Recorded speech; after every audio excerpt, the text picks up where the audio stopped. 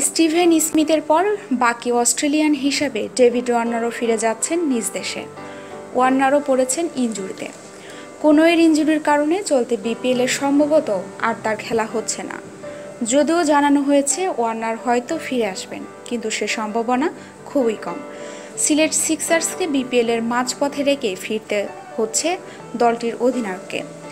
David Warner ফিরে গেলেও সিলেট সিক্সার্সে যোগ দিচ্ছেন মারদাঙ্গা দুই ক্রিকেটার, একজন দক্ষিণ আফ্রিকান এবং অন্যজন ইংলিশ। দক্ষিণ আফ্রিকার ওয়েন পার্নেল ইতিমধ্যে সিলেট সিক্সার্সের সঙ্গে যোগ দিয়েছেন। সিলেটের অফিসিয়াল ফেসবুক পেজেই দেওয়া হয়েছে এ তথ্য।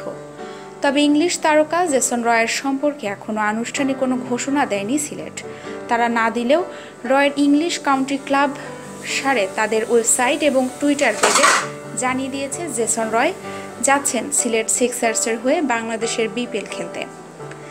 সিলেট সিক্সার্সকে এখন পর্যন্ত সামনে থেকে নেতৃত্ব দিয়ে টেনে নিয়ে এসেছেন ওয়ার্নার। সর্বশেষ ম্যাচে রংপুর রাইডার্সের বিপক্ষে দুর্দান্ত ব্যাটিং করে দলকে জিতিয়েছেন। বিশেষ করে শেষ মুহূর্তে গেইলের বলে ডান হাতে ব্যাটিং করে সারা বিশ্বে আলোচনার জন্ম দিয়েছেন তিনি। কিন্তু কোনোয়ের চোটের কারণে ফিরতে হচ্ছে তাকে।